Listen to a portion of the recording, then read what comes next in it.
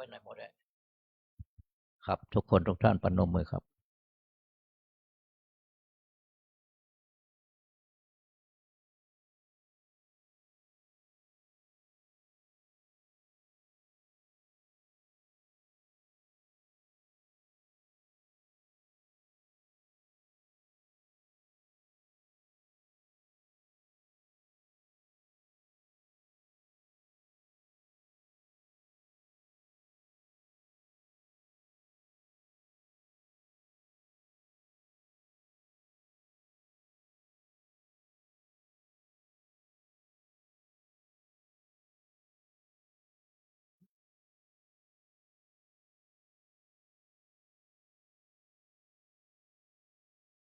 ต่อไปกลับพร้อมเดียวกันครับกลับ1 2 3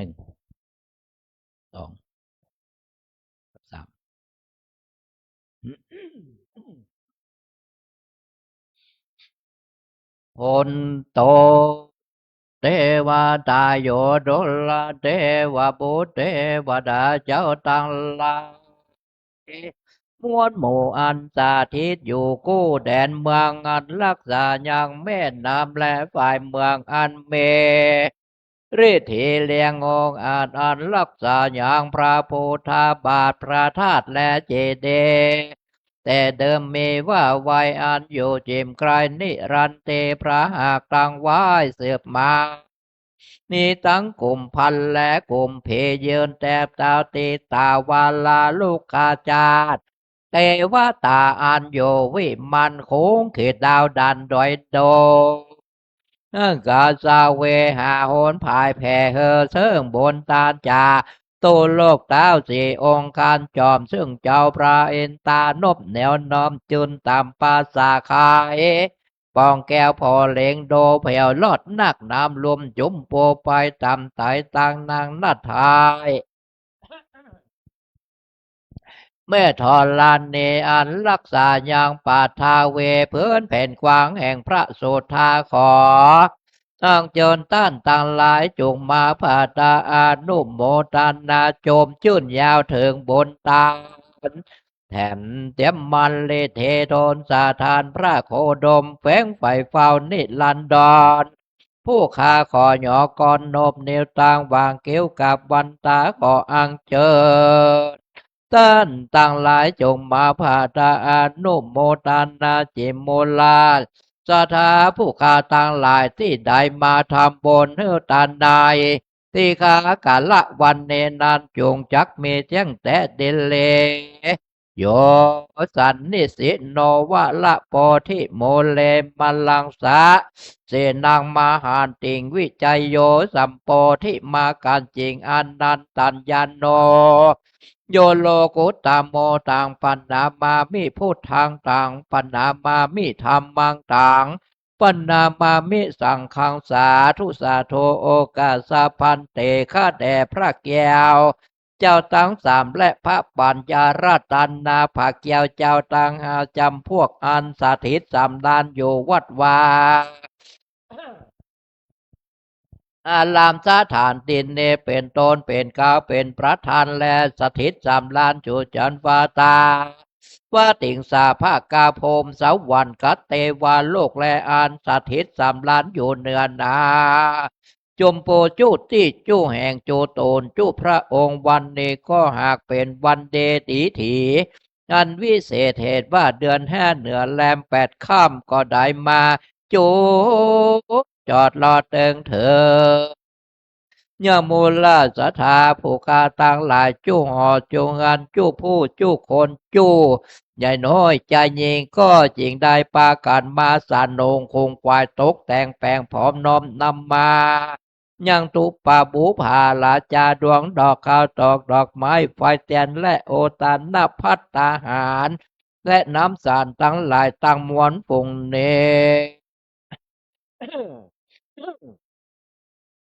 เพื่อว่าจักนำมาถวายปูจาเฮอตานแด่พระแก้วเจ้าต่างสามและต่างห้าพระองค์ว่าสนิแต่เดเลขอพระแก้วเจ้าตั้งสามและต่างห้าพระองค์จงมีธรรมาเมตตาเอ็นดูคุณาวายเนปฏิกาลับเอายังปัลลามิสาปูจา แห่มูลศรัทธาผู้คาต่างหลายเรียบเพื่อเฮอใดสูดังกรรมกรรมผาทานาแห่มูลศรัทธาผู้คาต่างหลายว่าสนิแต่ดีลีโบเนี่ยร้อยสี่อันนี้นามีมากเมื่อมูลาสถาผู้กาตังหลายได้มาทำโบนเฮือตานในทีคากาละวันนี้ก็ขอเฮอมาเป็นปัจจัยกรรมโจพูดโนนยังโมลาสัทธาผู้คาตังหลายเฮอได้เอาตนตัวรอดโปนเสียอย่างอันตาลายตั้งหลายต่างๆนานาเป็นตนว่าเคาะปีเคาะเดือนข้อวันข้อยามข้อเจ็บคายได้ผาญาติข้อโมโลกาต่างหลายต่างๆนานาเปียที่โลกาข้ออันใดที่ได้มาปรากฏบังเกิดกับตนตัวแห่งโมลาสถาผู้คาต่างหลายแล้วก็ขอเฮอได้ระงับกับหายไปในทีคากาละวันเนข้ออันใดที่ยังบ่ได้มาปรากฏบ้างเกิดกับตนตัวแห่งโมลาสถาผู้คาตั้งหลายก็จะได้มาปรากฏบางเกิดแถมสังเยื่องแถมสักปาการแถมซ้ำปอสองตั้งแต่มโหตันละยามนี้ไปปานาขอเฮอโมลาสถาผู้คาตั้งหลายจูงจำเหลินไปโดยอายุปีอายุเดือนอายุยามอายุวันนาสุขปัลลปักก่อไปโดยจกปีจกเดือนจกวันจกยามไปใจขอเฮอได้เอาตนตรวจตั้งไว้อยู่กำโจยังวันละพุทธศาสนาขององค์พระสัมมาสัมพุทธเจ้าและองค์พระมหาจีนาทาสเจ้าไปจนเสียงจีละการยืนยาวนั้นนักนั้นจุงจักมีเจียงแต่เดลีอีตังโร กิตุปะบุภาลาจาตานังสาโทโอตานาภิกาตานังอุตกังตานังอาเพจาอาสาทาลนะสัพพโลกิญญาโลกุตัลละมะคาภาลานิปานาปัจจยโยโหนตุโนนิจจา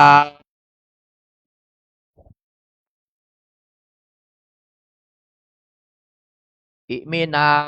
สกาเลนาตังโพธังอภิโปชายามา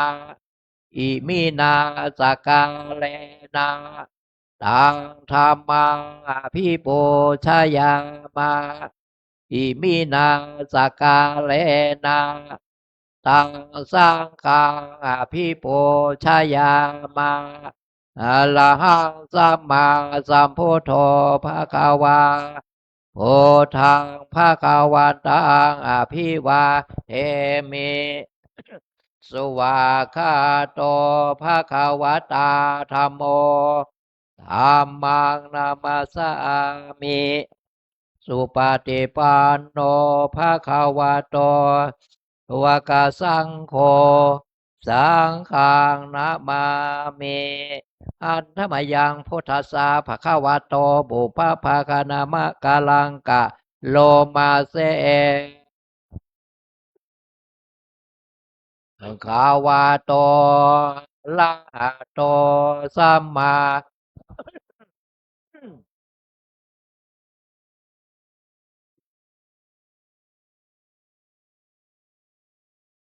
สัมพุทธัสสะ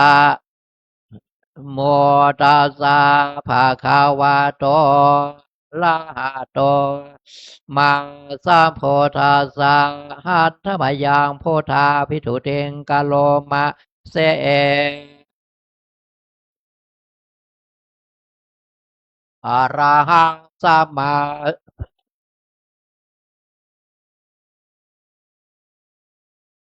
สุขโตโลกาเวโทอาโนตาโลโพลิสาธรรมาสาลาเททังเทวมโนสานังโพโทภาคาวาโยอิมังโลกังสาเทวกังมาลากังสาพรามกังสาสามานาพรามณิงปาชังเอวามโนสังสายังอภิญญาสสิกตวา เทเทเส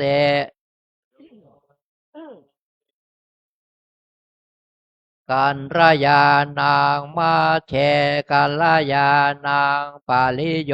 ชานากันยานางสาถังสัพพยานสนางเกวลปาลิปุนังสุทางพระมจาริยังปากาเสเสตามหัง มหังภาควันตังศิลาสานามาเมหันนมายังธรรมาพิทุติงกะโลมาเส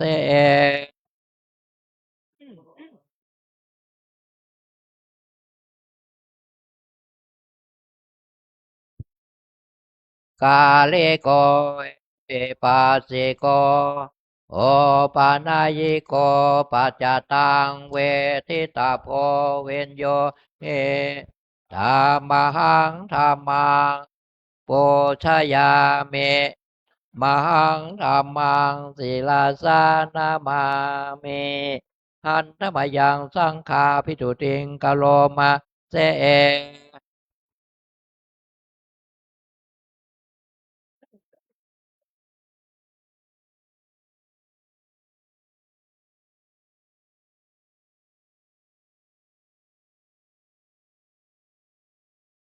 ยายาปฏิปันโนภะคะวะโตภะคะสังโฆยะทิทางจัตตาโนภะคะวะโตสาวกสังโฆลิสายุกาเนอาทาโพลิสาปุกาลา ภวกาสังโฆอาหุนายโยปาหุนายโยเกเนยโยชาเล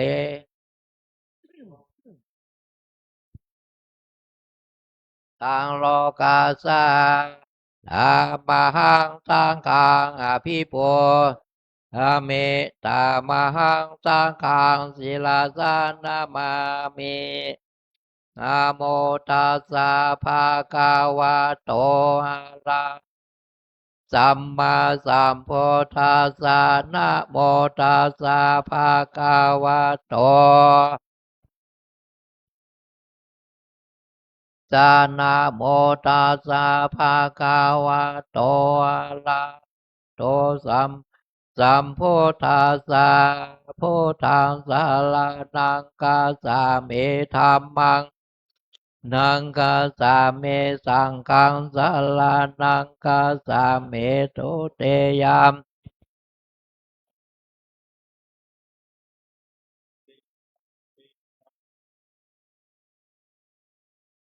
ตุติยมปีสังขังสารนังกัสสามิตาเตยมปีพุทธังสารนังมิตาเตยมปีธรรมังสารนังกัสสามิตาเตยมพิรุตพุทธายานะโมธรรมายานะโมสังขายาพุทธายานะโมธรรมายานะโมสังขายาอายานะโมธรรมายานะโมสังขายาอัปปมันโนพุทโธโนธัมโมอัปปมโนสังโฆ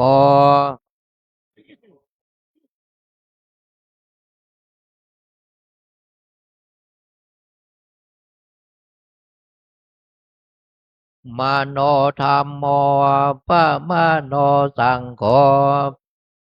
นาโถธัมโมเมนาโถสังโฆเมนาโถกัมมาทานังนาทังกัมมาทานาทายากาจาลิโยพุทโธเมนาโถธัมโมเมนาโถสังโฆ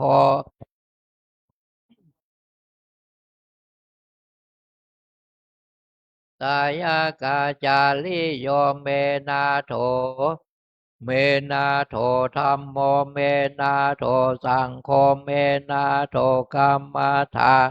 เมนาทางกามมาทานาตายกาจา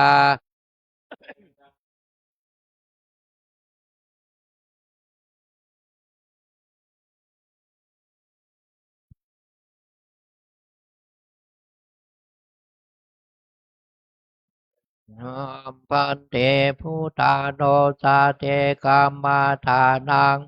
ยาเมพุทธาโนสาเทกามาทานังหัมพันเตปิตาโนสาเทกามาทานังยาเมพุทธาโนสาเทกามาทานังกาเมพันเตหัมพันเตปิเตอุปจาระเทงยาจาเมหัมพันเตปิเตอุปจาระมาเทงยาจาเมหัมพันเต เทงยัจจาเมเอเตเปโสภาคาวาลาหังสัมโพธเวชาจาลานาสัมปันโนสุขโตวิโทอนุตตโลโปลิสาธรรมาสาลาเถเทวามนุสานังพุทโธภาคาวาเต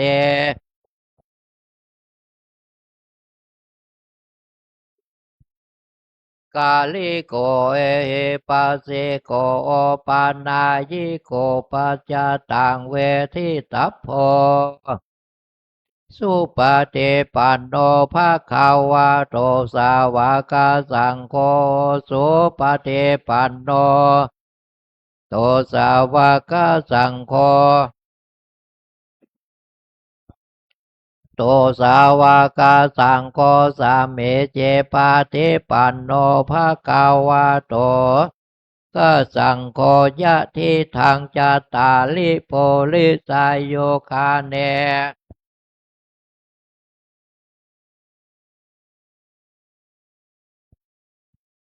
โก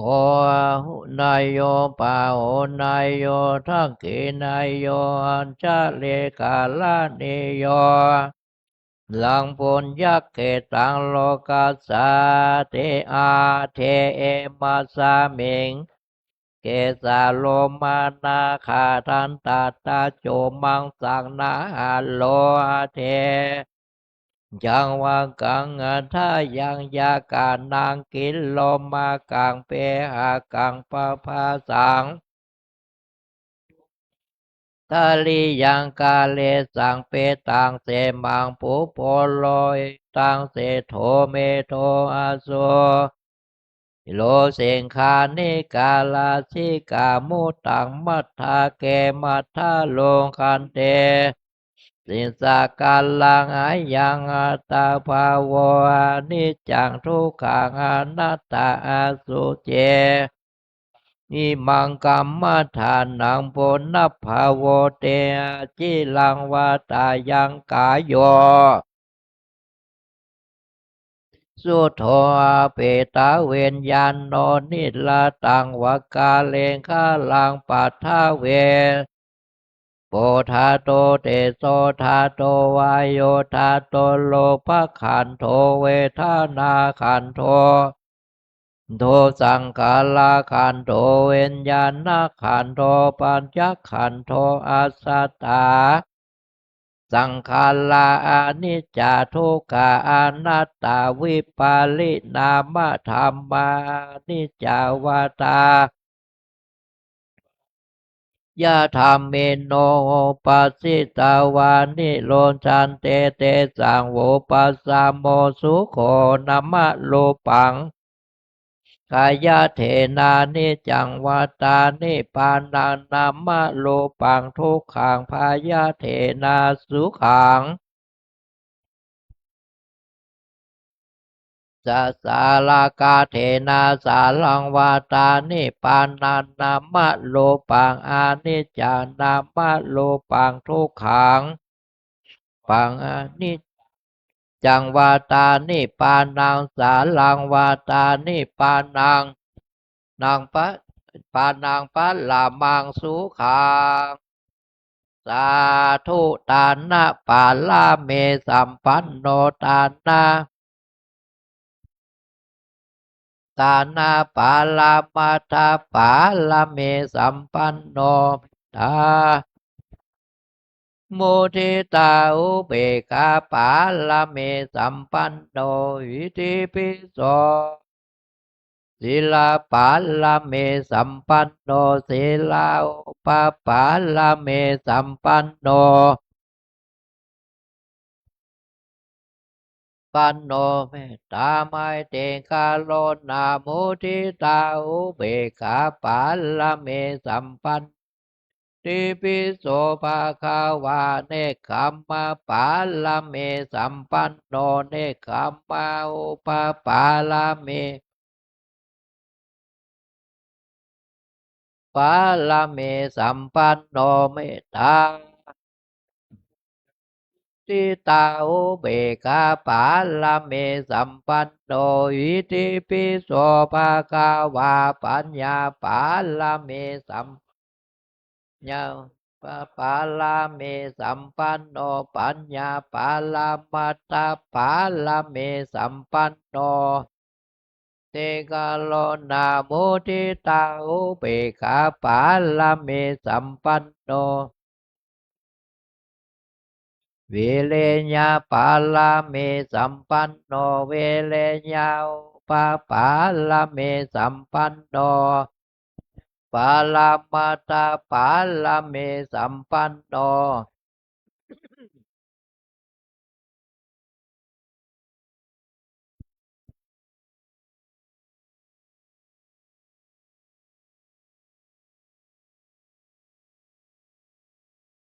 ปาลาเมสัมปันโนขันเตปาลามาตาปาลาเมสัมปันโน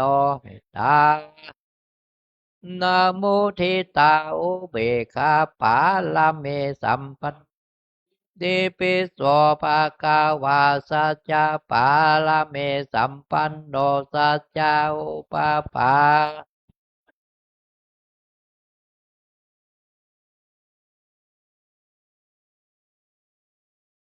กโรนาโมุทิตาอุเบกขาปาลาเมสัมปันโนปิโสภะคะวาอาทิธานาปาลาเมสัมปันโนอาทิธานาอุปาสัมปันโนอาทิธานาปาลามาตาปาลาเมสัมปันโนกโรนาโมุทิตาอุเบกขาปาลาเมสัมปันโน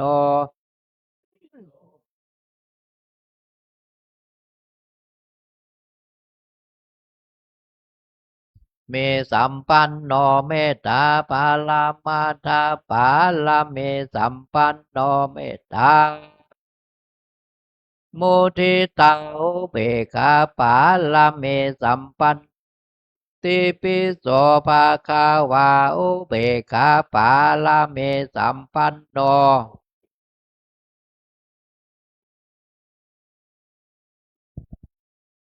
มาทาปาลาเมสัมปันโนหิติ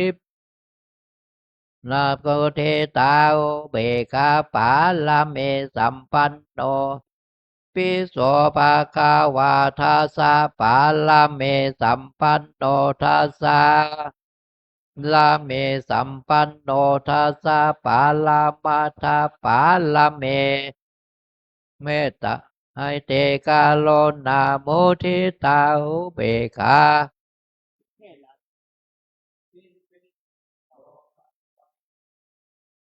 สักะ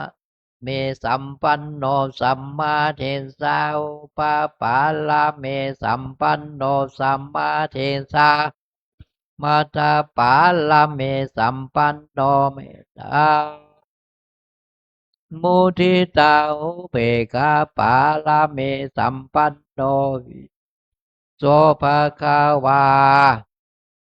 อนันตาเทโกโนอิเตเปโสภะคะวาอิเตเป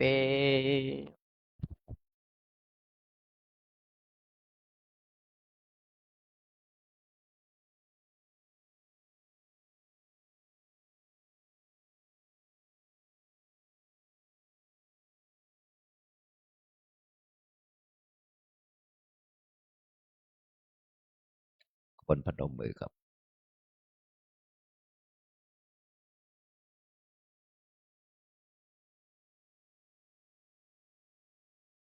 กลับพร้อมเดียวกันครับกลับหนึ่งกลับสองกลับสามอิมินาสกาเลนะตังโพธังพิโพชยามะอิมินาสกาเลนะตังธรรมังพิโพชยามะตังสังฆังพิโพชยามะอะระหังสัมมาสัมพุทโธภะคะวาโพธังภะคะวันตังพิวาเทมิสวากขาโตภะคะวะตาธัมโม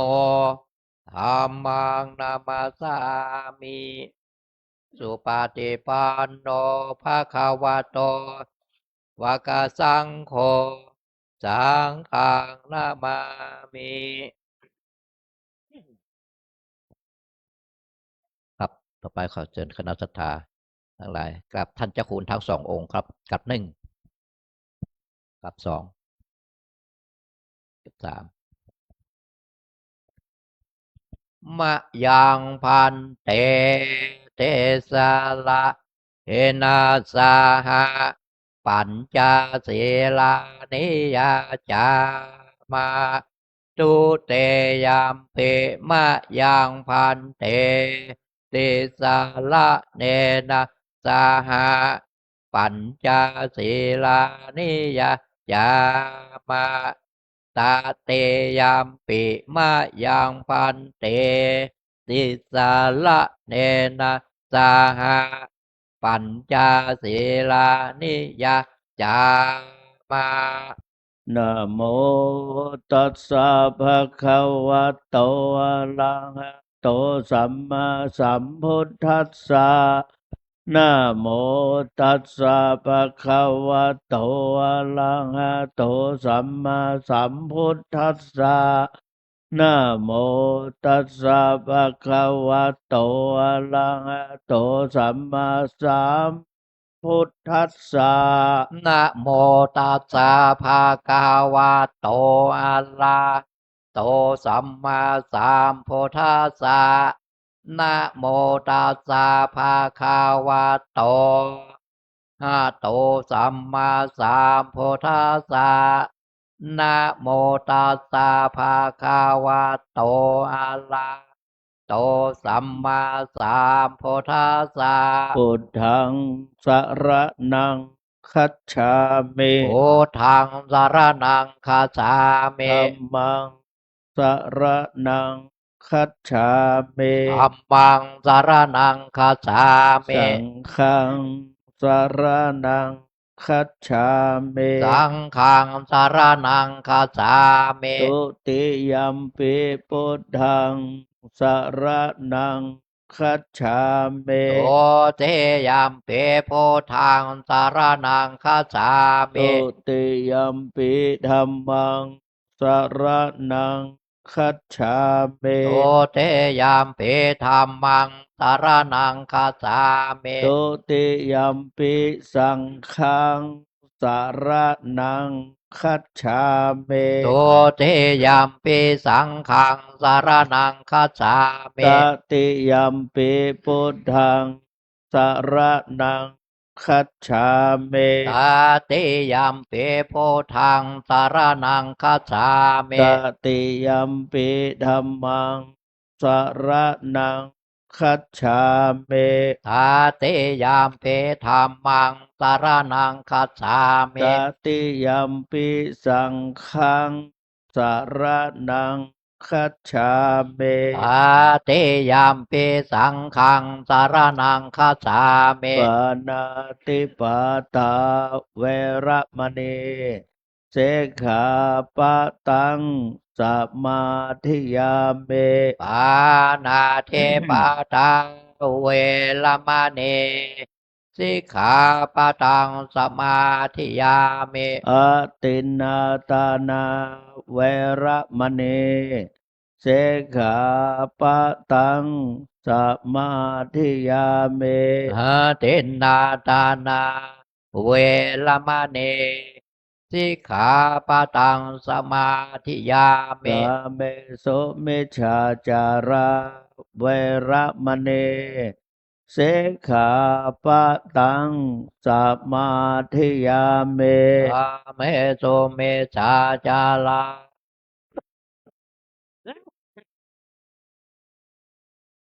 ทิยามิ มุสาวาตาเว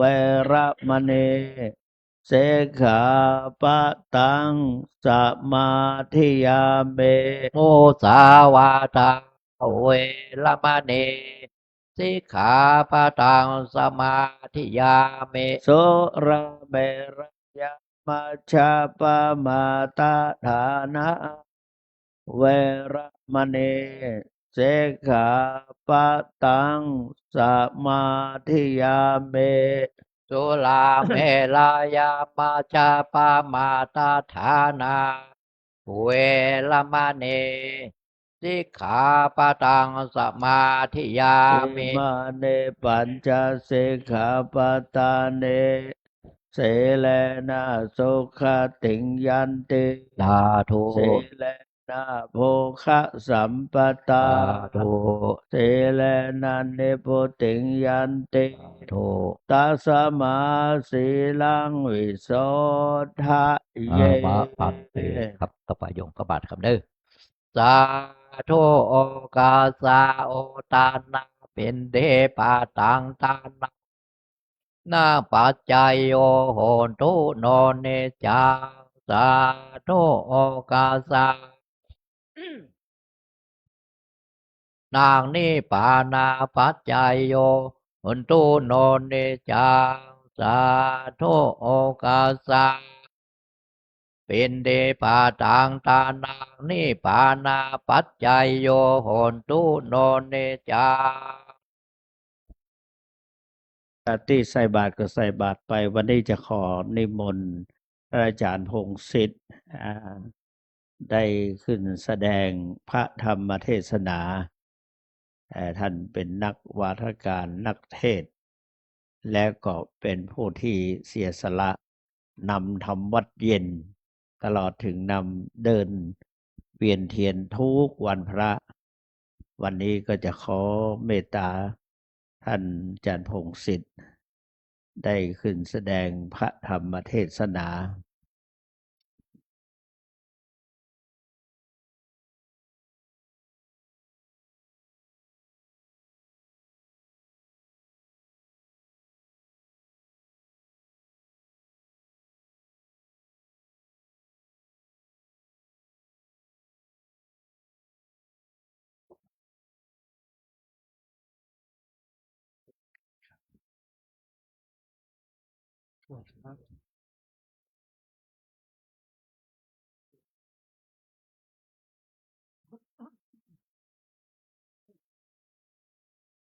ปรมาจารโลกาธิปติสหปฏิกาอัญชะเล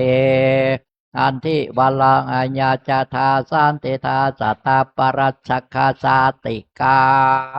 เทเสตุธรรมังอนุกัมปิมังปัจฉา นะโมตัสสะภะคะวะโตอะระหะโตสัมมาสัมพุทธัสสะนะโมตัสสะภะคะวะโต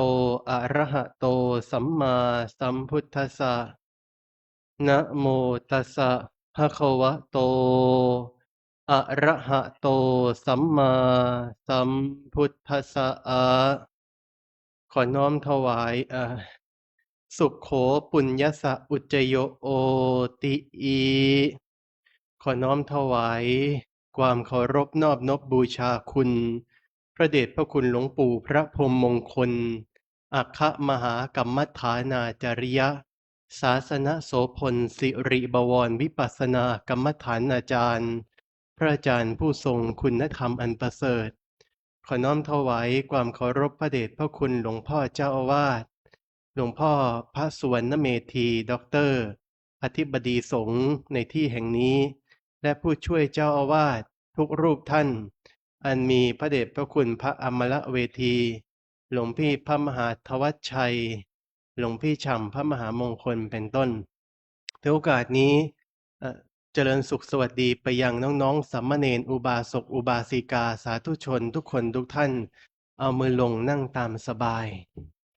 ในวันนี้อาตมาภาพนั้นได้รับฉันทานุมัติมาแสดงธรรม ในช่วงนี้นั้นดูหนังสือเกี่ยวกับการสอบบาลีไวยากรณ์ประโยคที่3ญาติโยมท่านทั้งหลาย ก็ดูหนังสือในเรื่องของการแปลมคตเป็นไทย หลักสัมพันธ์แล้วก็ไวยากรณ์ เพราะอีกเร็วๆนี้อีกไม่กี่วันก็จะมีการสอบบาลี ภายในวัดพระธาตุสีจอมทองวรวิหารที่มหาศาลาไทยนเรศสอบในวันที่22 23 24ญาติโยมท่านทั้งหลายในวาระวันนี้ก็เป็นดีถีอันดีที่อุบาสกอุบาสิกาสาธุชนทุกคนทุกท่านได้มาทำบุญในวันพระได้มาใส่บาตรได้มาฟังธรรมตลอดจนถึงได้มาไหว้พระบรมธาตุได้มาสักการะแล้วก็ปฏิบัติบูชาอันนี้เป็นสิ่งที่ดีที่อุบาสกอุบาสิกาสาธุชนทุกคนทุกท่านได้อนุรักษ์รักษาเอาไว้ให้ตกไปถึงรุ่นลูกรุ่นหลานเราเพราะว่าวันพระนี้ญาติโยมเป็นวันที่สำคัญนะถ้าเกิดเรามาระลึกนึกถึงคำนวณพิจารณาวิเคราะห์วิจัยให้ดีโดยปัญญาเจตสิกของเราองค์สมเด็จพระสัมมาสัมพุทธเจ้านี่พระองค์ประสูติก็ประสูติในวันพระนะพระองค์ตรัสรู้ก็ตรัสรู้ในวันพระหรือแม้แต่การที่พระองค์เสด็จดับขันธปรินิพพานทำไมต้องเป็นวันพระด้วยในวันแรกที่พระองค์ทรงประกาศพระสัทธรรมให้เป็นไปในโลกใบนี้คือแสดงธรรมจักรกับปวัตนสูตรแก่ปัญจวัคคีย์ฤาษีทั้ง5อันเป็นเหตุให้พระรัตนตรัยถึงพร้อมครบองค์3ประการคือพระพุทธพระธรรมพระสงฆ์ก็ยังเป็นวันพระและวันที่พระองค์ทรงประกาศหลักการในพุทธศาสนาหลักการวิธีการปฏิบัติตลอดจนถึงอุดมการณ์ที่เรียกว่าโอวาทปาติโมกข์ทรงแสดงพระปาติโมกข์แก่พระภิกษุผู้เป็นพระอรหันต์ 1,250 รูปก็ยังเป็นวันพระอีกนี่ญาติโยมท่านทั้งหลายวันพระจึงเป็นวันที่มีความสำคัญอย่างยิ่งที่พวกเราท่านทั้งหลายนั้นเดือนหนึ่งมี4 ครั้งบางคนบางท่านอาจจะติดงานเพราะว่าวันพระบางทีไม่ตรงกับวันเสาร์อาทิตย์ก็ไปทำงานก่อนไปหาเลี้ยงครอบเลี้ยงครัวเลี้ยงชีพของเราก่อนเมื่อไหร่ที่วันพระตรงกับวันเสาร์อาทิตย์มาเดือนละครั้งก็ได้ญาติโยม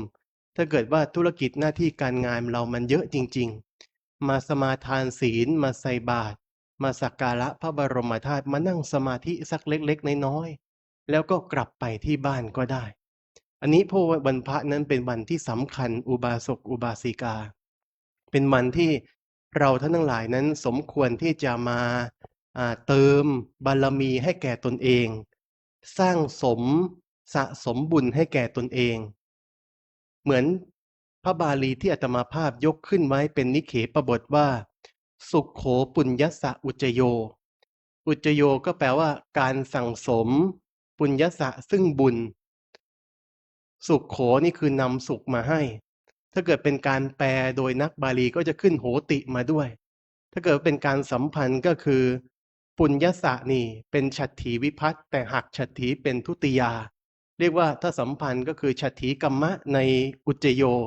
อุจโยสยกตาในโหติอาขยาตบทกัตตุปาจกสุขโขนี่แปลว่าเป็นจึงได้ชื่อว่าวิกติกตาในโหติอันนี้ก็คือเป็นการแปลในรูปของพระบาลีแต่ญาติโยมอาจจะไม่เข้าใจ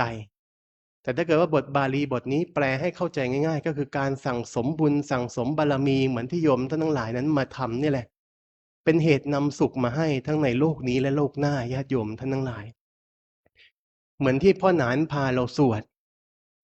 พ่อหนานนี่พาสวดมาตั้งแต่ในสมัยที่พระเดชพระคุณหลวงปู่ยังอยู่ว่าทานปาละมีศีลปาละมี ปัญญาปาละมีเนคขมมะปาละมีขันติปาละมีสัจจะปาละมีเป็นต้นบารมีทั้งหลายทั้งปวงถ้าว่าโดยพิสดารก็มี10ถ้าว่าโดยย่อแล้วก็มีเพียง3ประการญาติโยม1คือทานบารมี2คือศีลบารมี3คือเนคขมมะบารมีทานบารมีนั้นหมายถึงการให้ทานอันนี้อุบาสกอุบาสิกาสาธุชนอาจจะรู้จักกันอยู่แล้วเพราะเราปฏิบัติมาพระเดชพระคุณหลวงปู่ท่านสอนโดยการทำให้เห็นท่านไปตามทุกที่ไปก็พาพวกเราไปด้วยเราเห็นภาพชัดเจนว่าทานคืออะไรแล้วท่านยังสอนโดยคำพูดด้วยสอนโดยการวางใจด้วยกายวาจาใจในเรื่องทานนี่เราลึกซึ้งเพราะเราเป็นศิษย์ของพระเดชพระคุณหลวงปู่ญาติโยมท่านทั้งหลายทานบารมีนั้นเป็นสิ่งที่สำคัญบุคคลใดปรารถนาจะบรรลุสัมมาสัมโพธิญาณก็ต้องเริ่มต้นจากทานบารมีเสียก่อนไม่สามารถที่จะข้ามพ้นละเว้นบารมีข้อนี้ไปได้เพราะเป็นเสบียงในการติดตามตัวเราไปในสังสารวัฏทุกภพทุกชาติเราอยากเกิดมามีฐานะไม่ยากจนไม่ฝืดเคืองไม่ต้องทำงานหลังสู้ฟ้าหน้าสู้ดินบ่าแบกหลังหนุนเกิดมาเป็นคนขอทานเป็นคนยากจนอย่างนั้นถ้าเราไม่อยากเกิดมาเป็นแบบนั้นเราต้องให้ทานพวกคนเหล่านั้นเรียกว่าถ้าเราไม่เคยให้ทานมาก่อนเราเกิดพบใหม่ชาติใหม่เราจะหมดโอกาสในการสร้างบุญในชีวิตคือไม่มีเงินจะทำบุญต่อไปญาติโยมบางคนบางท่านเห็นเราเดินใส่ชุดขาวเข้าวัดแบกกระเช้ามาทำบุญเขาอยากทำมากนะอยากทำแบบเรามากแต่ว่าทำไม่ได้เพราะไม่มีบุญไม่มีทุนเสบียงติดตามตัวมาเลยคืออดีตชาติไม่เคยให้ทานบารมีมาไม่เคยสั่งสมมาอย่างนี้เป็นต้นญาติโยมท่านทั้งหลายหรือว่าบุคคลจะเป็นหัวหน้าจะเป็นเจ้าอาวาสจะเป็นผู้ปกครองผู้บริหารก็ต้องมีทานบารมีเพราะทานคือการให้นี้ท่านว่าทำให้เป็นที่รักเมื่อบุคคลจะบริหารคนอื่นได้ต้องมีน้ำจิตน้ำใจมีการให้มีการเสียสละมีการให้โอกาสเป็นต้นมีการให้อามิตรเป็นต้นซึ่งจะเป็นกำลังใจให้ลูกน้องบริวารเชื่อฟังเคารพและรักเราอย่างจริงใจญาติโยมท่านทั้งหลายแต่ผู้บริหารหัวหน้าหรือว่าเจ้าวาดถ้าเกิดไม่มีสิ่งเหล่านี้บางทีการบริหารกิจการงานต่างๆเป็นไปอย่างไม่ราบรื่นมันติดขัดไปหมดขอความช่วยเหลือส่วนไหนเขาก็ทำงานให้ล่าช้าเพราะเขาไม่จริงใจด้วยขอตรงมาช่วยตรงนี้มาช่วยตรงนั้นไปทำตรงนู้นบางทีบอกใครก็ไม่มีใครสนใจอย่างนี้เป็นต้นเรียกว่าขาดทานบารมีก็หมดบารมีไปเหมือนกันญาติโยมท่านทั้งหลายเพราะฉะนั้นบารมีนั้นจึงเป็นสิ่งที่สำคัญญาติโยมทานบารมีนี้จึงเป็นสิ่งสำคัญแต่บุคคลจะให้ทานได้นี่เป็นสิ่งที่ยากถ้าเกิดว่าไม่เคยสั่งสมอุปนิสัยมาเลยเวลาอยากจะให้บางทีมันขัดแย้งกับตัวเองนะโยมนะคือบางทีเตรียมแบงค์ร้อยนี่จะมาใส่บาตรในบาตรพระสงฆ์ทุกรูปเลยให้ครบรูปละ100วันนี้นะสมมุตินะพกแบงค์ร้อยมาแล้วพอมาถึงหน้าวัดเดินมาคือมันช้านะยอดโยมมันเดินไกลคิดแล้วไม่อยากใส่แบงค์สีแดงแล้วเอามาแตกที่ร้านชำหน้าวัดแตกจากแบงค์ร้อยเป็นแบงค์20ดีกว่าประหยัดลงหน่อยอย่างนี้เป็นต้นอันนี้องค์สมเด็จพระสัมมาสัมพุทธเจ้าพระองค์จึงกล่าวเป็นพระภาษาบาลีว่าการให้ทานเนี่ยควรที่จะรีบทำควรที่จะหักใจทำเลยควรจะรีบกวนขวายในการให้เลยอย่าให้เวลามันผ่านช้าไปกิเลสมันจะเป็นมลทินขัดขวางเราได้พระองค์ทรงบอกว่าทานันจะยุทธันจะสมานมาหุคือการให้ทานนั้นเปรียบเสมือนกับการรบ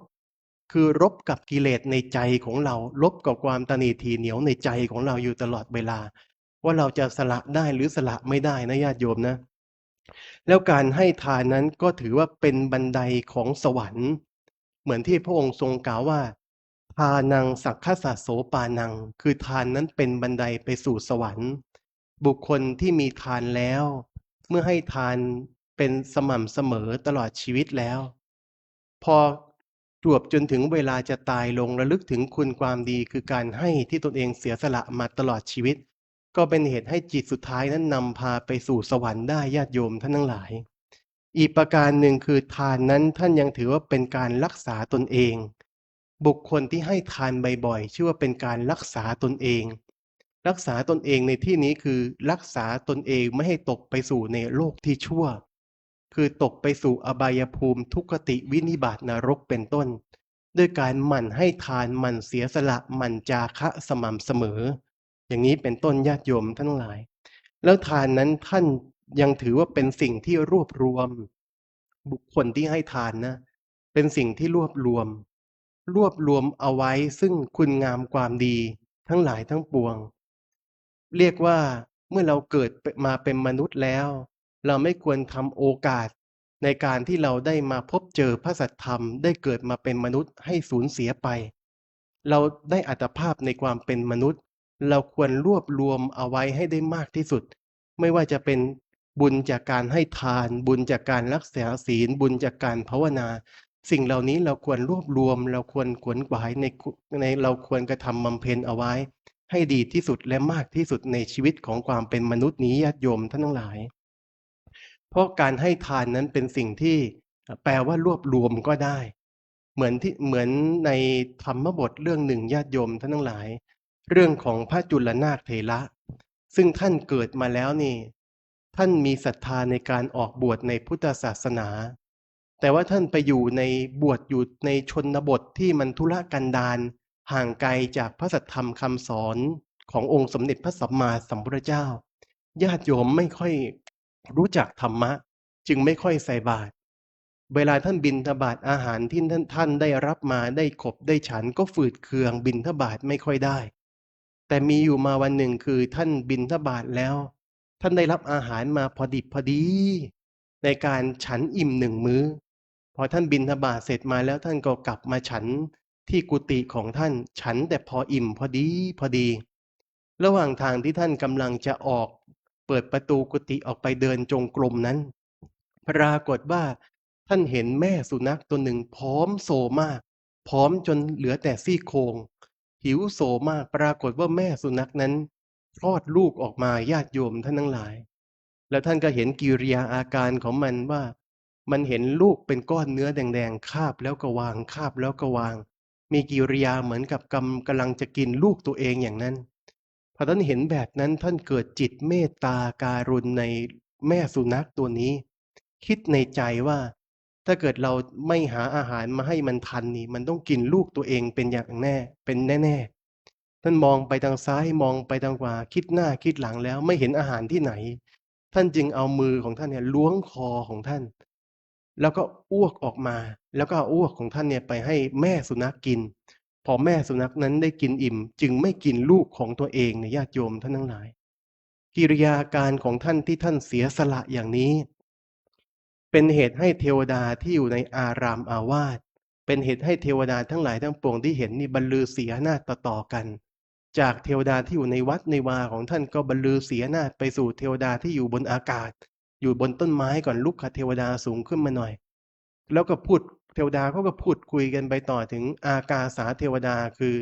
บนอากาศไปถึงเทวดาภพจาตุมภพดาวดึงส์เป็นต้นว่าภิกษุรูปนี้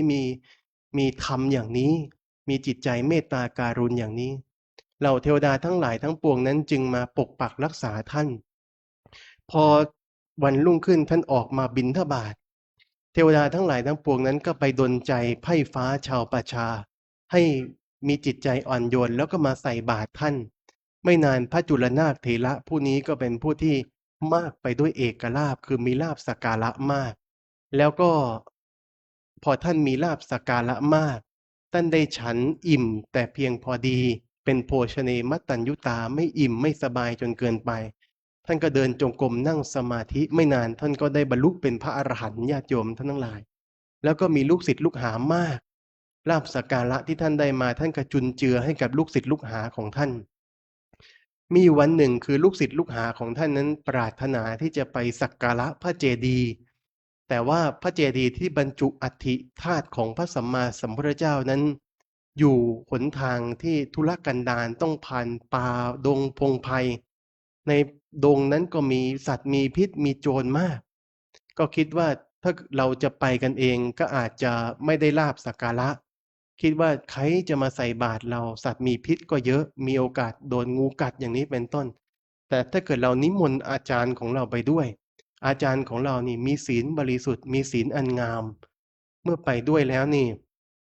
เหล่าประชาชนเหล่าเทวดาจะมาเกื้อกูลมาอุปถากเป็นเหตุให้แคล้วคลาดจากอันตรายทั้งหลายทั้งปวงจึงได้นิมนต์พระจุลนาคเถระไปด้วยพอพระจุลนาคเถระไปกับลูกศิษย์แล้วก็ไปไหว้พระเจดีย์ไปสักการะพอไปสักการะเสร็จเรียบร้อยแล้วขากลับมาปรากฏว่ากลับมาได้ถึงกลางทางญาติโยมท่านทั้งหลายท่านก็มาคำนึงถึงอายุของตนเองพระจุลนาคเถระว่าอายุของท่านนี่กำลังจะหมดลงท่านกำลังจะสิ้นบุญลงคือมีญาณอย่างรู้ท่านจึงเรียกลูกศิษย์ลูกหาทั้งปวงนั้นให้มาประชุมกันแล้วท่านก็บอกสั่งเสียลูกศิษย์ว่าลูกศิษย์ทั้งหลายมีกรรมฐานข้อใดที่ยังติดขัดมีธรรมะข้อใดที่ยังสงสัยให้รีบถามท่านมาท่านจะวิสัชนาจะตอบให้ลูกศิษย์ทั้งหลายทั้งปวงก็ไม่ได้มีข้อสงสัยแต่มีลูกศิษย์คนหนึ่งถามขึ้นว่าถ้าอาจารย์ปรินิพพานในดงนี้แล้วเนี่ยยังเหลืออีกครึ่งทางระหว่างทางเราจะโดนโจรปล้นไหมระหว่างทางพวกเราจะบิณฑบาตไม่มีเทวดาไม่มีไพร่ฟ้าชาวประชามาใส่บาตรเพราะเกิดแต่บุญของอาจารย์เราจะกลับถึงอารามอาวาสไหมพระจุลนาคเถระบอกว่าเรื่องนั้นไม่ต้องเป็นห่วงเมื่อเรามรณภาพแล้วนี่ขอให้ท่านทั้งหลายชาปนกิจศพเราเสียแต่ในดงนี้แล้วจะเหลือกระดูกของเราให้ท่านทั้งหลายเอากระดูกของเรานั้นใส่ในหัวกฏแล้วก็บิณฑบาตออกบิณฑบาตออกธุดงค์ไปเหล่าสัตว์ร้ายทั้งหลายทั้งปวงจะไม่ก้ำกายและยังเป็นเหตุให้เทวดาทั้งหลายทั้งปวงไพร่ฟ้าชาวประชานั้นมาอุปถากเกื้อกูลมาปกปักรักษามาใส่บาตรท่านทั้งหลาย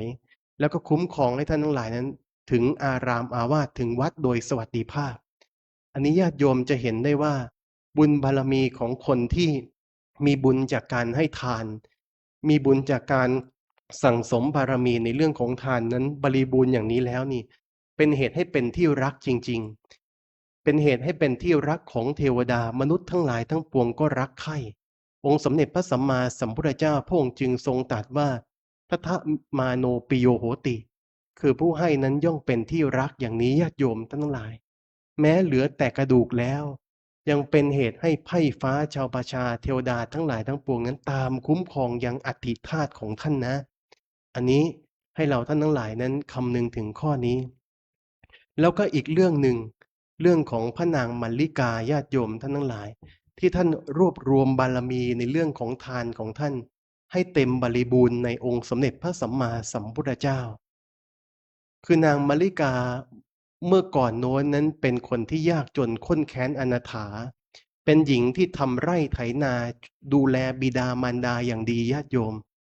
แต่ว่ามีอยู่วันหนึ่งคือองค์สมเด็จพระสัมมาสัมพุทธเจ้าเนี่ยพระองค์ทรงออกจากสมาบัติมาพระองค์เดินบิณฑบาตมาแต่ไกลนางมัลลิกานี่ก็เห็นพระเหลืองมาแต่ไกลกำหนดหมายใจได้ว่าอันนั้นน่ะคือองค์สมเด็จพระสัมมาสัมพุทธเจ้าคนที่เดินมาตัวสูงกว่าคนทั้งหลายคือองค์สมเด็จพระสัมมาสัมพุทธเจ้าจึงนำขนมข้าวรำญาติโยมที่ตัวเองพกมากำลังจะพกไปทำไร่ไถนาเนี่ยกำลังจะพกไปกินในเวลากลางวันเนี่ยถวายองค์สมเด็จพระสัมมาสัมพุทธเจ้าไปพอถวายไปแล้วองค์สมเด็จพระสัมมาสัมพุทธเจ้าก็รับแล้วก็ฉันแล้วพระองค์ก็ทรงแย้มพระโอษฐ์ขึ้นพระอานนท์ก็ถามว่าข้าแต่พระองค์ผู้เจริญพระองค์ทรงแย้มพระโอษฐ์ด้วยเหตุอะไรองค์สมเด็จพระสัมมาสัมพุทธเจ้าพระองค์ก็บอกว่าดูก่อนอานนท์นางมัลลิกานี้ถวายทานแก่เราในขณะที่เราออกจากสมาบัติมา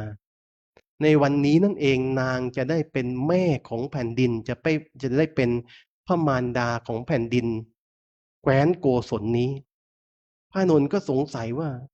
แม่ของแผ่นดินคนธรรมดาจะเป็นมารดาของแผ่นดินได้อย่างไรมีลูกเป็นแผ่นดินหรืออย่างนี้ญาติโยมก็รอดูต่อไปในวันนั้นเองปรากฏว่าพระเจ้าประเสนทิ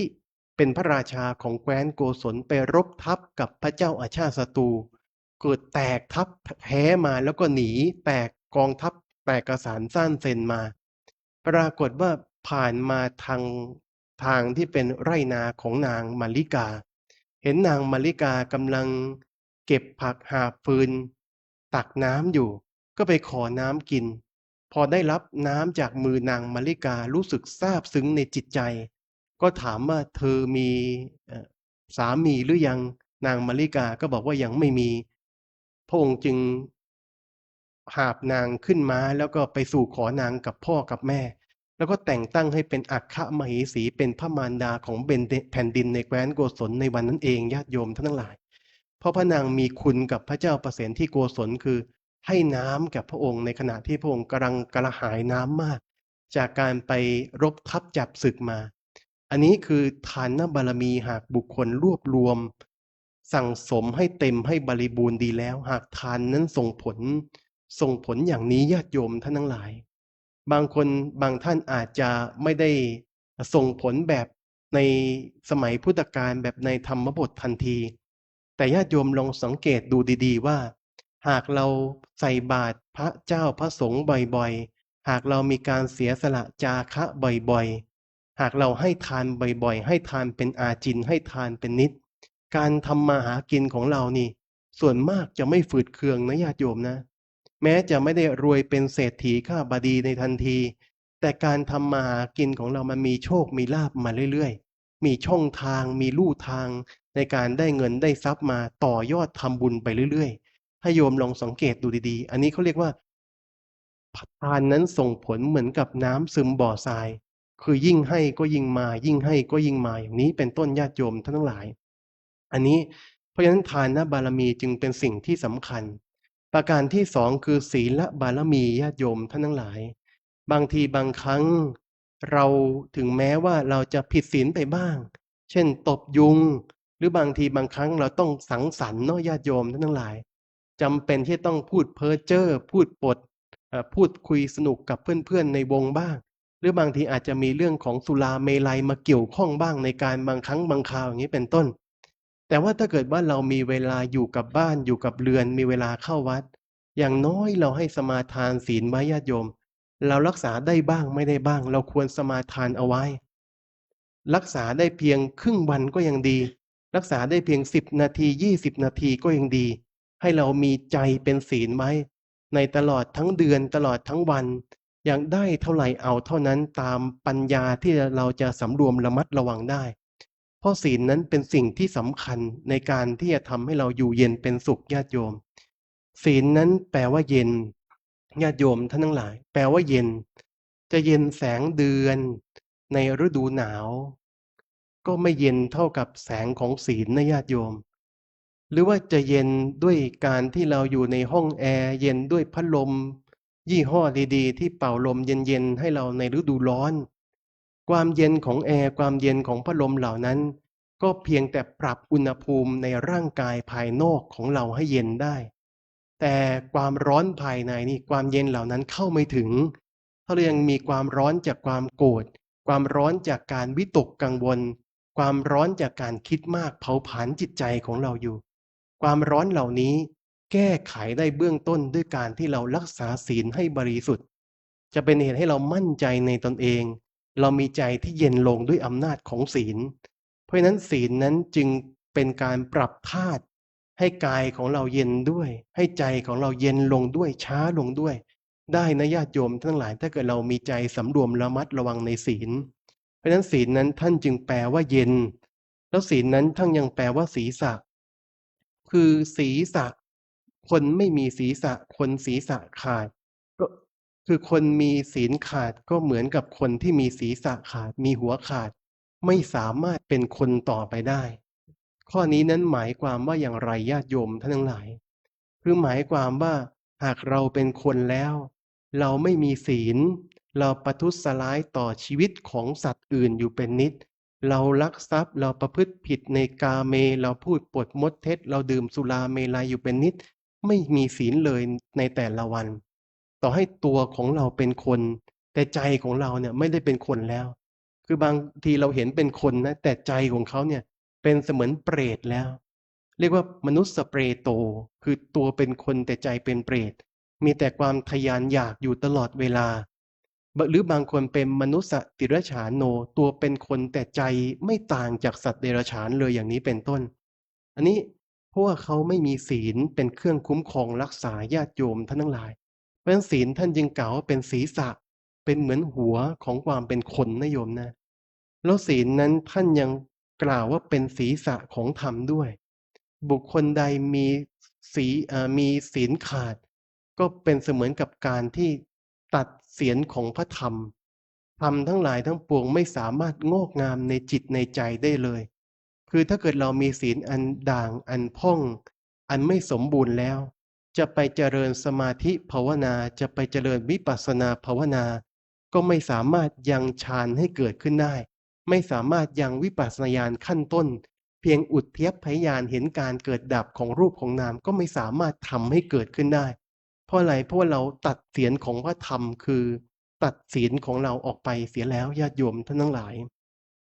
แล้วศีลนั้นท่านยังเปรียบเสมือนกับอาภรณ์ญาติโยมท่านทั้งหลาย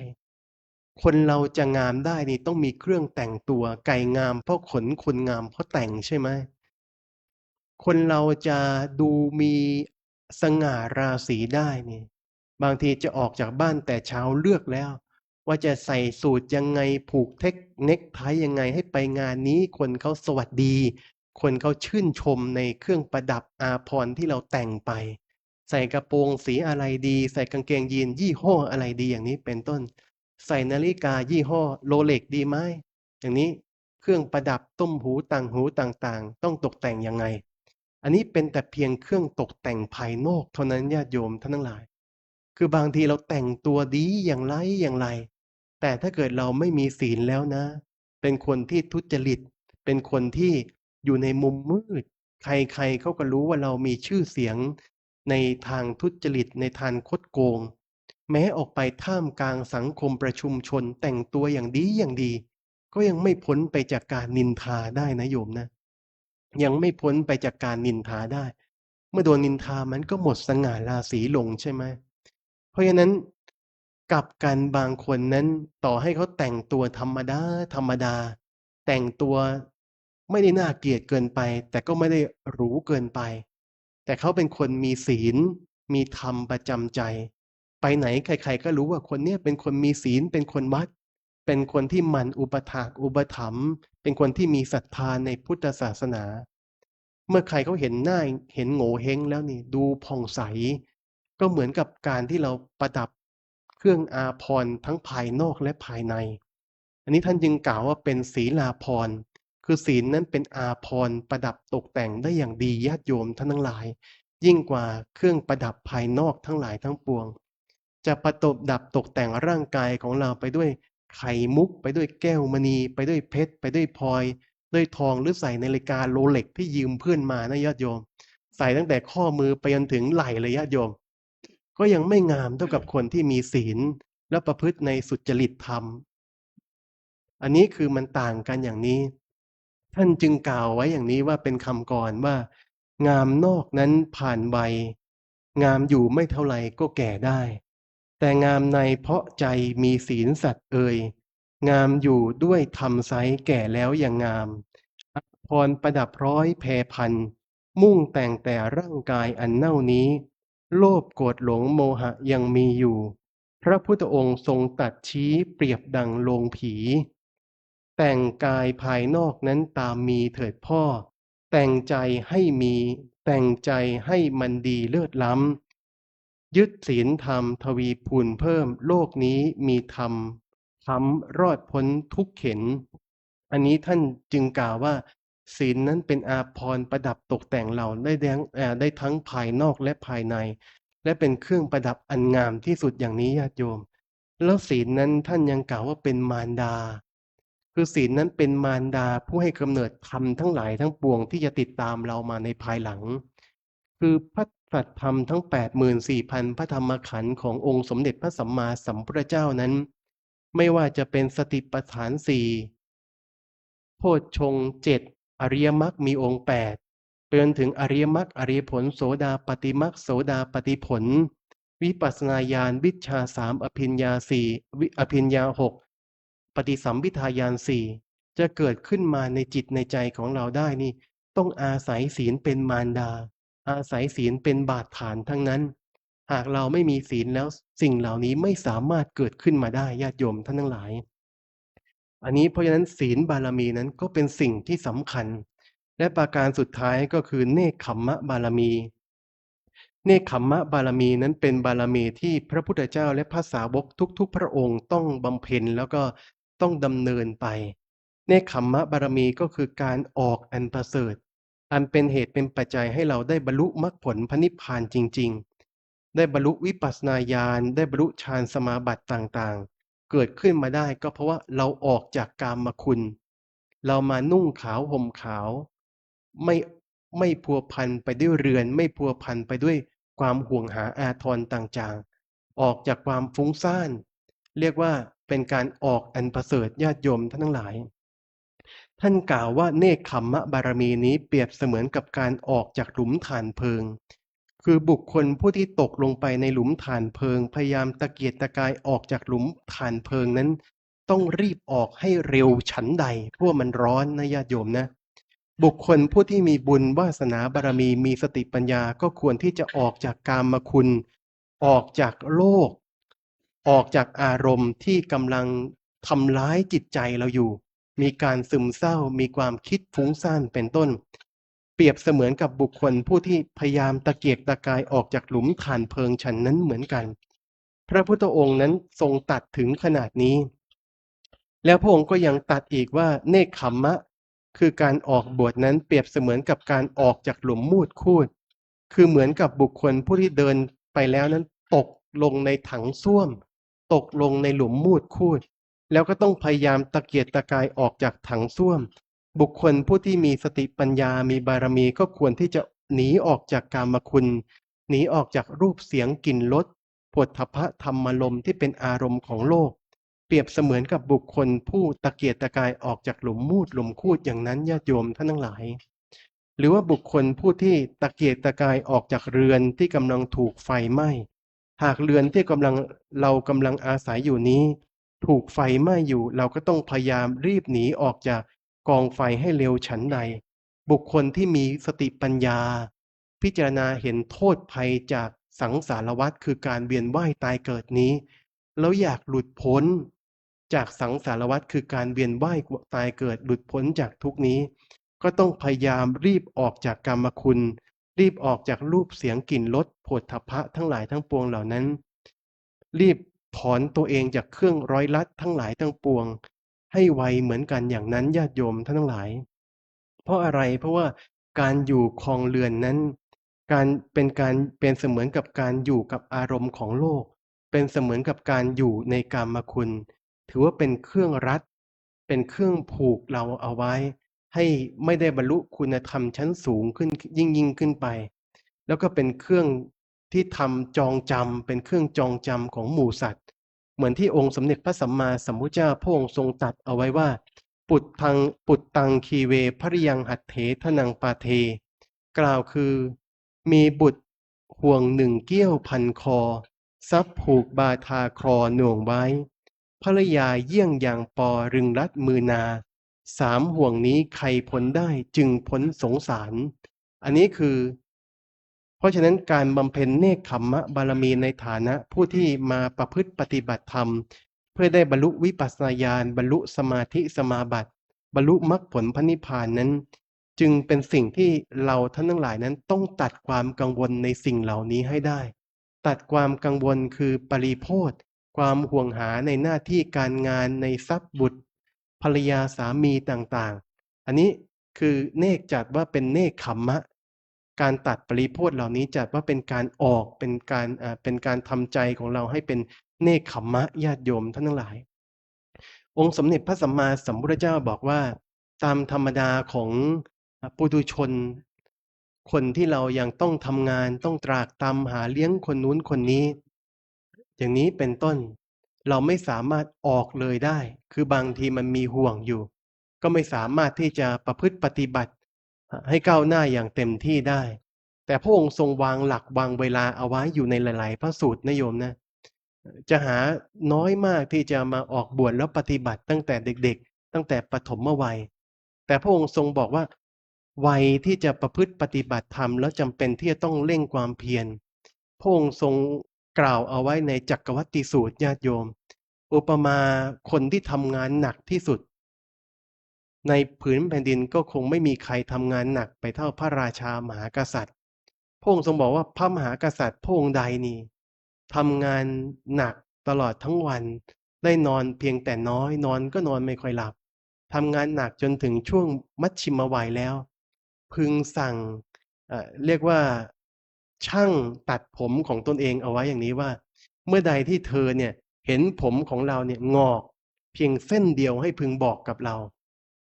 แล้วพระราชาคนนั้นเนี่ยเมื่อช่างกันระบบช่างผู้ตัดผมเนี่ยเห็นผมงอกของพระราชาในวันใดก็พึงบอกโดยความเป็นกัลยาณมิตรว่าข้าแต่พระองค์ผู้เจริญผมของพระองค์เนี่ยงอกแล้วพระราชาคนนั้นเนี่ยที่กำลังทำงานหนักอยู่พึงระลึกถึงความแก่และความตายในขณะนั้นได้แล้วแล้วก็พึงให้เวลากับตนเองในการรักษาศีล8ในการถืออุโบสถศีลในการเจริญสมาธิภาวนาเพื่อที่จะเตรียมตัวเตรียมใจของเราให้ไปสู่โลกหน้าได้อย่างสวัสดิภาพเพราะฉะนั้นอันนี้คือสิ่งที่องค์สมเด็จพระสัมมาสัมพุทธเจ้าพระองค์ทรงวางระยะเวลาเอาไว้ญาติโยมคือปฐมวัยบางทีเรายังไม่ต้องทำก็ได้แต่ว่าก็ควรสั่งสมเอาไว้มัชชิมวัยนี่อันนี้ในเรื่องในจักรวัตติสูตรนะโยมนะเพราะฉะนั้นธรรมเทศนาในภาคเช้าของวันนี้ที่อาตมาภาพนั้นได้เตรียมมาในการแสดงธรรมญาติโยมบางท่านอาจจะเคยได้ยินได้ฟังมาแล้วก็เป็นจัดว่าแสดงวนไปวนมาในบางครั้งญาติโยมในช่วงนี้อาตมาภาพก็กำลังดูหนังสือเกี่ยวกับการสอบบาลีเรียกว่าบางทีนี่หลับไปยังฝันว่ากำลังดูหนังสืออยู่ถึงขนาดนั้นญาติโยมก็มีเวลาในการเตรียมตัวในเรื่องเทศก็ตะกุกตะกักบ้างในช่วงนี้ก็มุ่งมั่นในเรื่องของพระบาลีอยู่พยายามที่จะทำให้ได้พยายามที่จะสอบให้ได้ญาติโยมท่านทั้งหลายเพราะว่าเป็นสิ่งสำคัญเหมือนกันในการดำรงอยู่ในสมณเพศนะโยมนะเป็นสิ่งสำคัญในการมันเหมือนกับเป็นใบเป็นกระดาษอะแต่ว่ามันเป็นกระดาษที่คนก็ให้ความสำคัญกันอะ ก็อาตมาภาพก็ขออำนวยอวยพรให้อุบาสกอุบาสิกาญาติโยมสาธุชนทุกคนทุกท่านที่มาสร้างสมอบรมบารมีในทานบารมีในศีลบารมีในภาวนาบารมีในเนคขมมะคือการที่เราสละเวลามาถืออุโบสถออกจากกามเพียง1 วันออกจากอารมณ์ทางโลกเพียง1 วัน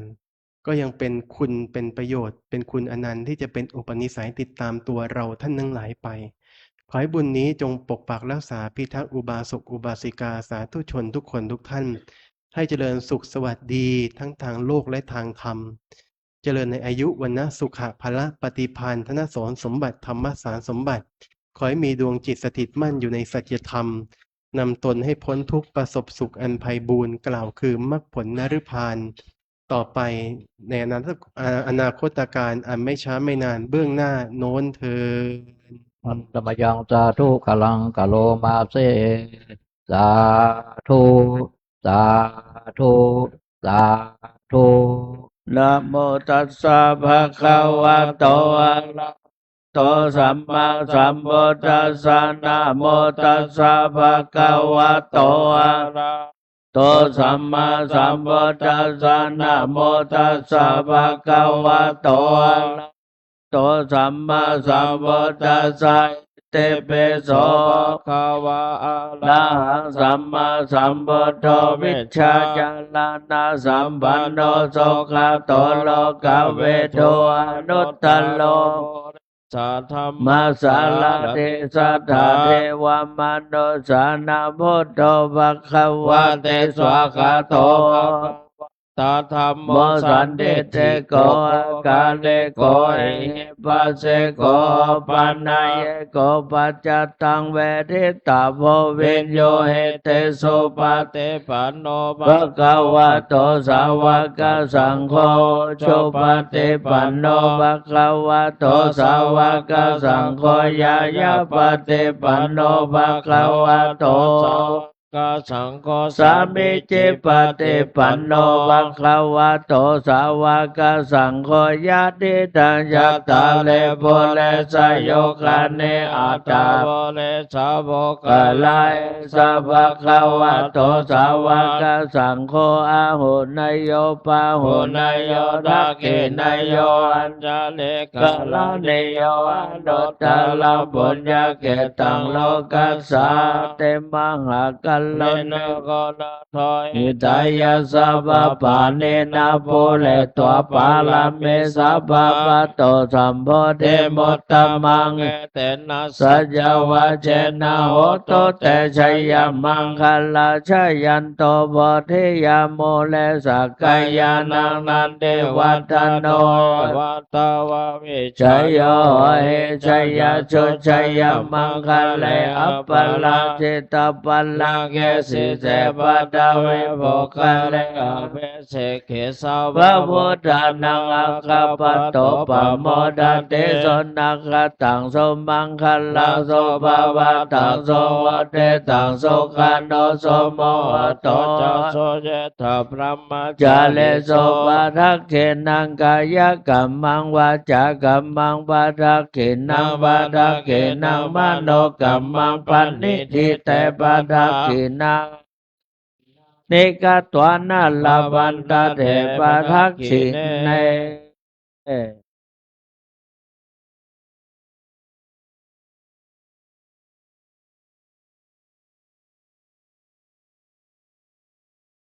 ญาติโยมประเคนวัตถุไทยธรรมกันเทศนะ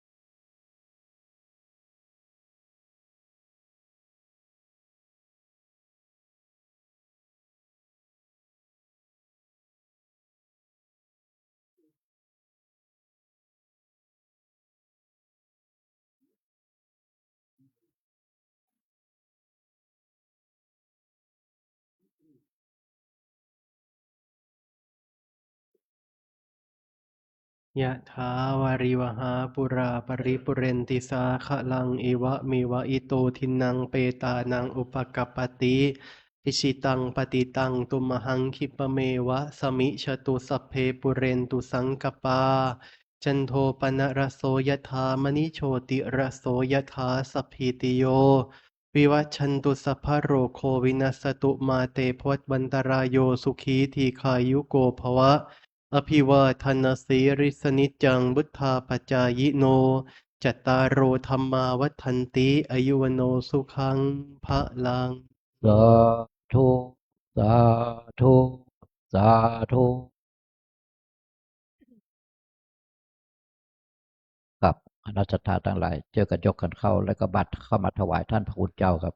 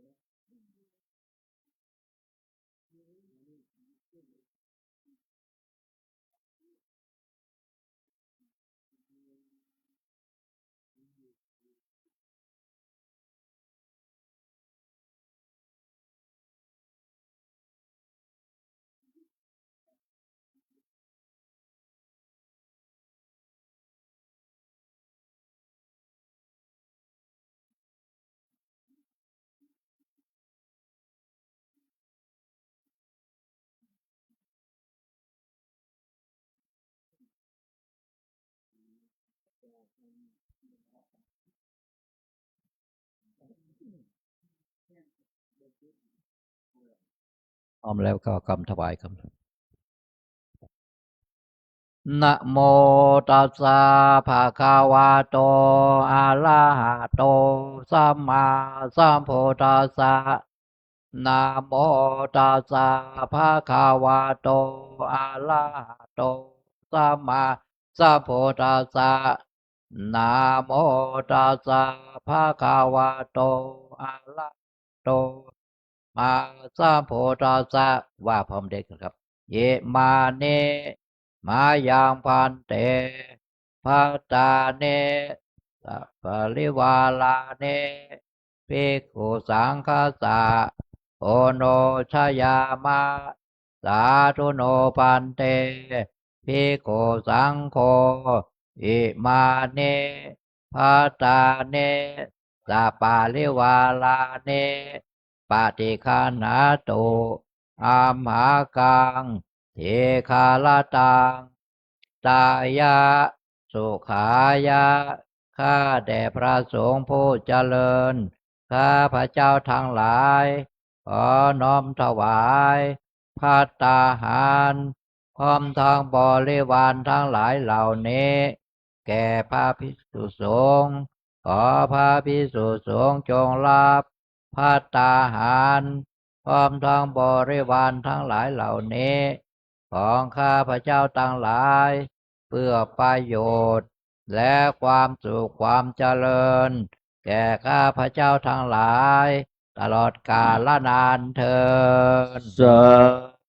ธุยะเคพันเตสังโฆปฏิชานาตุขอพระสงฆ์ทั้งปวงจงรับทราบบัดนี้ได้มีทายกทายิกาผู้มีจิตศรัทธาน้อมนำมาถวายภัตตาหารเป็นสังฆทานแด่พระภิกษุสงฆ์แล้วบัดนี้อันว่าสังฆทานสมเด็จพระพุทธองค์ทรงมีพระบรมพุทธานุญาตให้แจกการตามบรรดาที่มาถึงฉะนั้นพระสงฆ์ทั้งปวงจะเห็นสมควรหรือไม่เห็นสมควรหากเห็นว่าไม่เป็นการสมควรและไซร้ก็ขอจงโปรดทักท้วงคืนในธรรมกลางระหว่างสงฆ์อย่าได้เกรงใจหากเห็นว่าเป็นการสมควรแล้วขอจงเป็นผู้นิ่งอยู่วันนี้พระสงฆ์ทั้งปวงนี้อยู่ข้าพเจ้ารู้ได้ว่าเป็นการสมควรจะขอสมมุติตนเป็นผู้แจกของสงฆ์ต่อไปณกาลบัดนี้ นะโมตัสสะภะคะวะโตอะระหะโตสัมมาสัมพุทธัสสะนะโมตัสสะภะคะวะโตอะระหะโตสัมมาสัมพุทธัสสะนะโมตัสสะภะคะวะโตอะระหะโตสัมมาสัมพุทธัสสะอะยังปฐมภาโคมหาเถรสะปาปุณาติชนที่หนึ่งย่อมถึงแก่พระมหาเถระผู้อยู่เหนือข้าพเจ้าอวเสสาภาคาอมะกังปาปุณาติชนที่เหลือย่อมถึงแก่ข้าพเจ้าทั้งหลายคือพระเถระมัชฌิมะตลอดจนนวกะรูปสุดท้ายตลอดจนบรรดาสามเณรทั้งหลายกราดญาติโยมบาศกบาสิกาเมฉิโยเคผู้ประพฤติบัติปฏิบัติธรรมทั้งหลายตลอดถึงดิรัจฉานทั้งหลายเตยถาสุขังปริพุนชันตุขอให้ท่านทั้งหลายเหล่านั้นจงบริโภคตามความสุขความสบายเถิดสาธุเกนาลุจเตสังเกนาลุจเตเกนาลุจเตยะถาวาริวะหาปุราปริปุเรนติสาครังเอวะเมวะอิโตทินังเปตานังอุปกปปติอิชิตังวติตังตุมหังกิปะเมวะสมิจฉตุสัพเพปุเรนตุสังกปาจันโทปนารโสยถามะนิโชติระโสยถาสัพพิติโยวิวัชชันตุสัพพะโรโควินาศตุมาเตวันตรายโยสุขิเทคายโยโกภวสัพพิติโยวิวัชชันตุสัพพะโลกโควินาศตุมาเตวันตรายโยสุขิเทคายโยโกภวสัพพิติโยวิวัชชันตุสัพพะโลกโควินาศตุมาเตวันตรายโยสุขิเตคายโยโกภวะอภิวาทนาเสเลสเนจาวทาปัจจายโนจัตตารมาวันเตอายุวันโนสุขังพลังรัตนาตยานุภาเวนัลตนาตยาเตชะสะโทขะโนขะพยาเวนาโสกาสัตโตจปัทถวาเนกาอันตรายาเปเวนัสสัตโตอาเสสะโตชัยยะเสเทธานังลาภังโสตภะคยาโสกังภาลาเสเลอายุจวันโนจะพกังวุเทจยสวาสตวาสาจะอายุจะชิงเทภาวะตุเตภาวะตุสัพพมังคลังนาขันตุสัพพเทวตาสัพพพุทธานุภาเวนัสธาโตเทภาวะตุเตภาวะตุสัพพมังคลังนาขันตุสัพพเทวตาสัพพธรรมานุภาเวนัสธาโสเทภาวะตุเตภาวะตุสัพพมังคลังนาขันตุสัพพเทวตาสัพพสังฆาโนภาเวนัสธาโสเทภาวะ ตุเต มยังสาธุกะลังกะโลมาเสสาธุสาธุสาธุครับต่อไปทุกท่านนั่งสมาธิเจริญภาวนาต่อไปครับ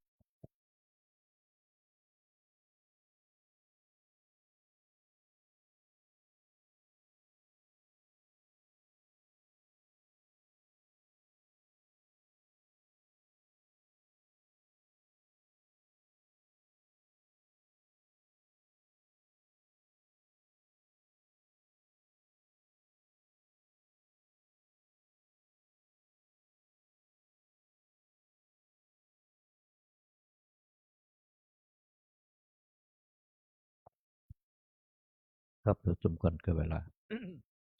เอ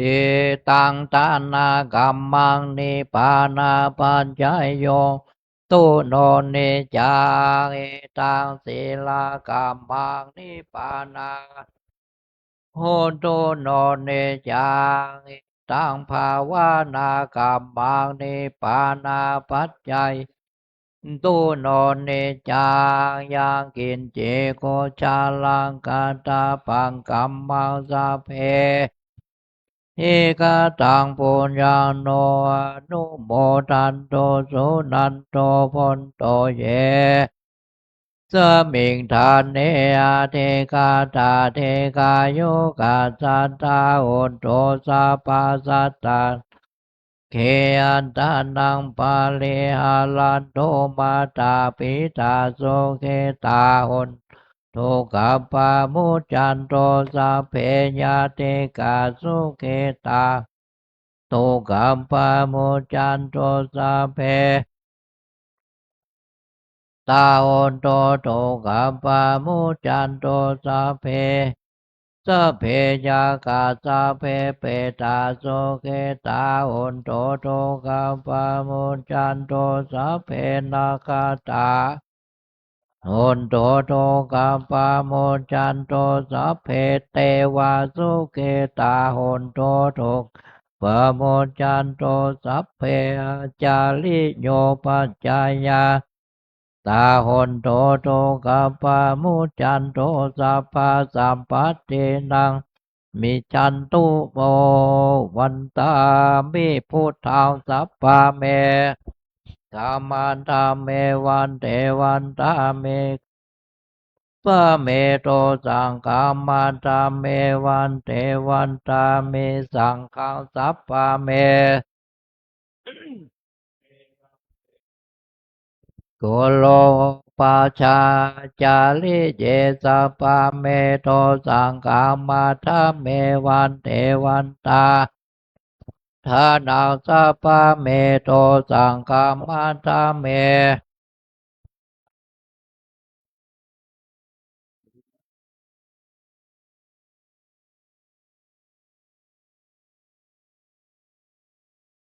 สัพพังสัพพะทาเนโสภาเทธิกาสาเลลาธาโตมาหาพุทเทพุทธาโลปัง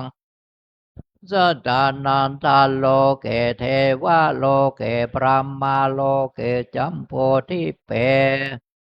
เปสาลิละธาตุโยเกสาธาตุโยอรหัตตาธาตุโยอิทิยังกันทาโกเตจาโตลาเสเทสะธรรมการเตสะเพสาปาตาเจติยังวันตามิสัพพสโสครับต่อไปกวันตาน้อยลูกเหมือนหลวงปู่และก็ท่านเจ้าคุณทุกตนทุกองค์ครับวันตาเมปันเต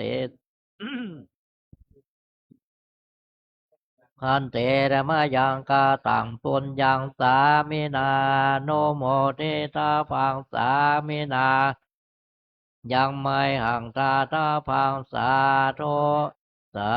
ธุอนุโมทาเมจัตตาโลธรรมาวัฏันติอายุวันโนสุขังพระลั สาง ธุสาธุสาธุกล่าวคำลาพร้อมเดียวกันพันธทาเนมายังพันเตคัจฉามาพาหุกิจามายัง